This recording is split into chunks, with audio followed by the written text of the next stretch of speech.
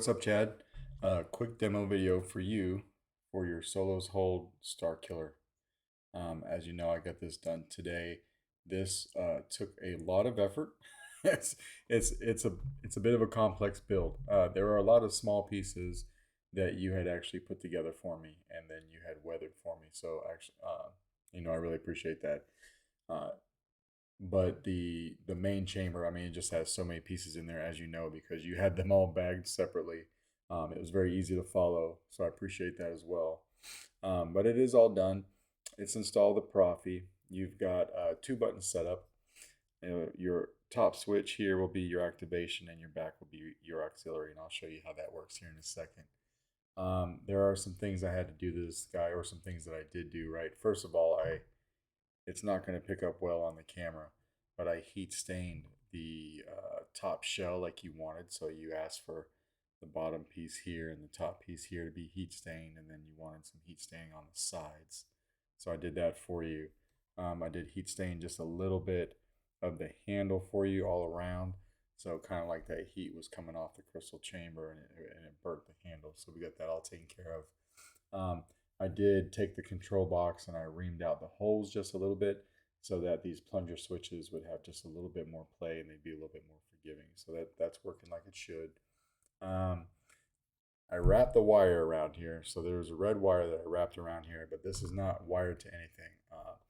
I personally don't think that it's a really good idea to take a live wire from your NeoPixel, for example, bring it down and wrap it on the outside of the hilt where it can get dinged, right? So I actually had some of this red wire left over from the Scavenger Master chassis that I did the other day. So that's what I used here. And it's not wired to anything. All right. So if you happen to ding it or cut it, it's not going to ruin the saber. Um, there are some blinkies on this guy. We'll take the handle off first and I'll show you the chassis. Want to be careful when you're putting this on. Don't crank it tight, just kind of snug it up. We'll take the handle off, put all your grips on and everything, so it's good to go. When you take the handle off, this is what you've got. So this is the chassis that I came up with for it. You got a removable battery setup. You've got a 28 millimeter Smuggler's Outpost dark side speaker. You've got a 6 pixel accent strip right here, and then you've got another one right here. And I did that because you've got 4 holes in this handle, right? You got 2 here, and then you've got 2 over here. So I wanted to be able to light those up. So that's what I did. Let me get a pair of tweezers real quick. So I have a board cover. This is the first board cover that I've ever made, but you asked for one, so it was fun to learn how to model this.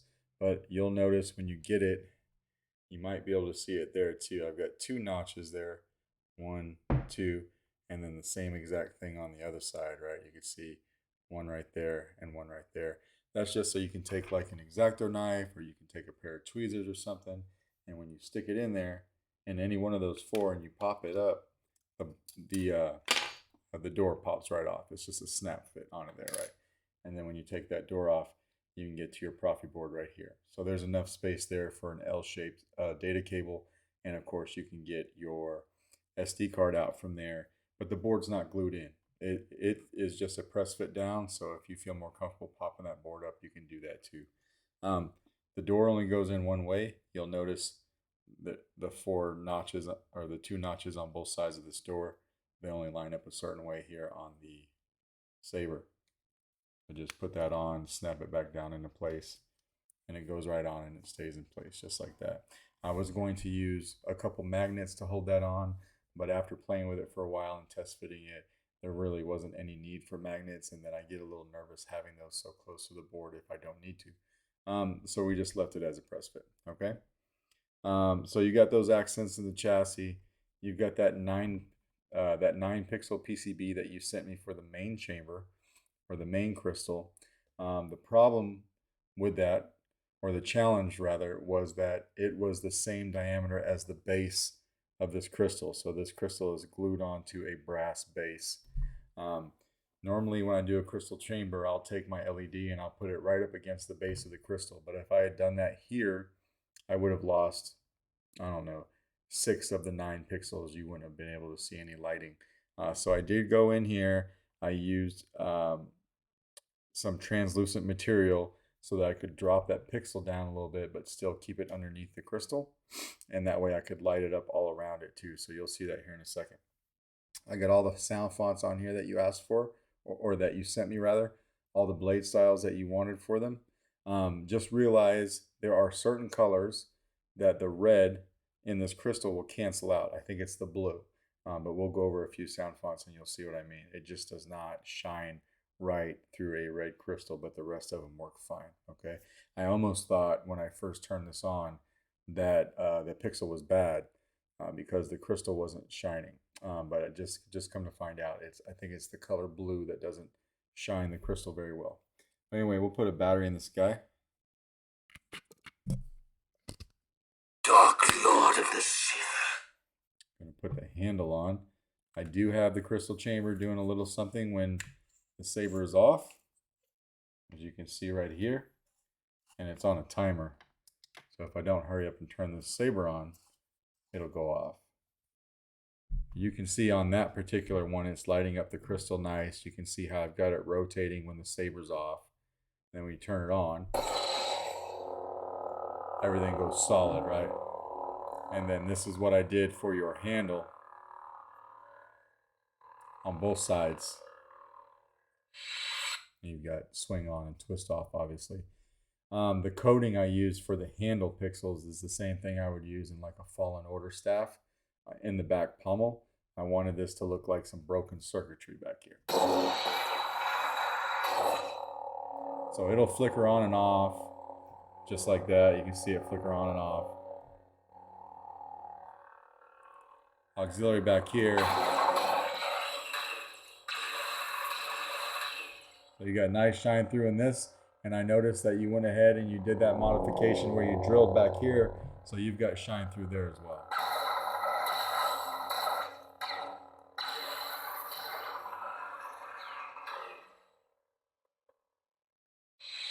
Or we can come over here and hit activation. And we can hit it again to turn it off. And then we'll go to another sound font. This is the unstable. This one looks really good with the red, but you can see how I've got that slowly rotating on the base. That's why I dropped that pixel accent down a little bit so that I could get, it almost looks like a secondary effect while it's, so while it's keeping the crystal lit up, it's doing something underneath it.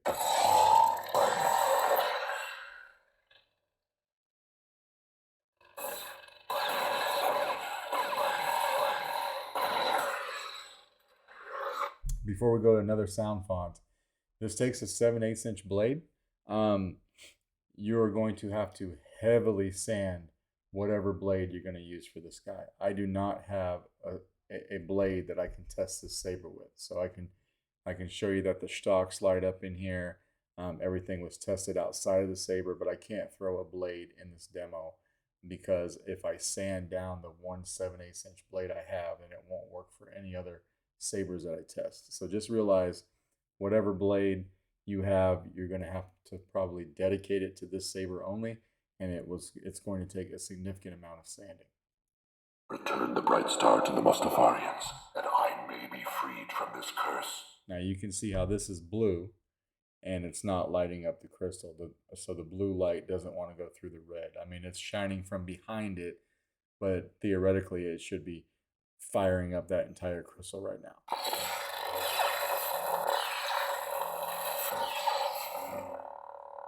And see, when I hit blade lock up, it will shine it will shine it because you have some white flashes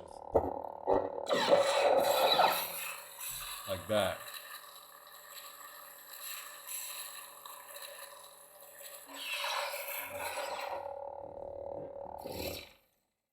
But that's the only time you'll see that. Every other color is fine. The Force is with you, young Skywalker. But you are not a Jedi yet. And I think this is a blue blade also. The LEDs in there firing up like they should.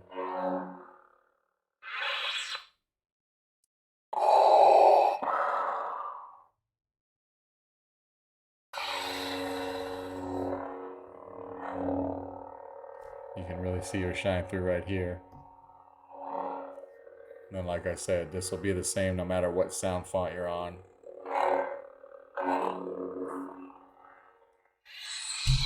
We're not going to go through all 10, but we'll go through a few just so you can see it's working.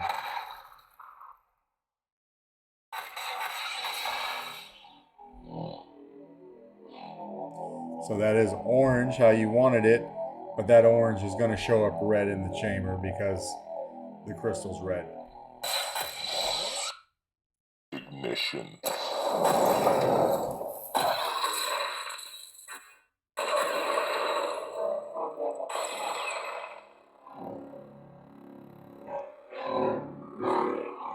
Very nice sounding, good sound resonance. And we'll do one more. Just a simple wonder. Ronin by Kyberphonic.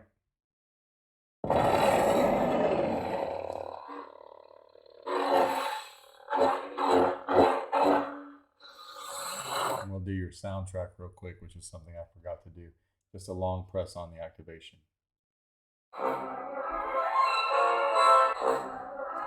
And another long press to turn it off. You can never escape me. One more.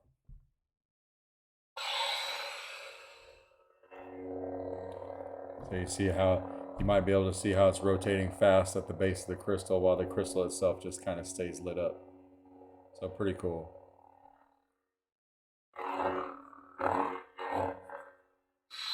Just like that. And we'll go ahead and we'll take the battery out. Obviously just unscrew the handle.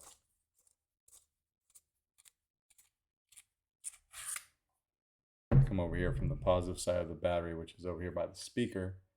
And you should be able to pop it out with your finger. Just like that. So yeah, that is basically your Solos Hold Starkiller. Let me know if you got any questions. And if not, I will get this out in the mail to you tomorrow. All right. Thanks.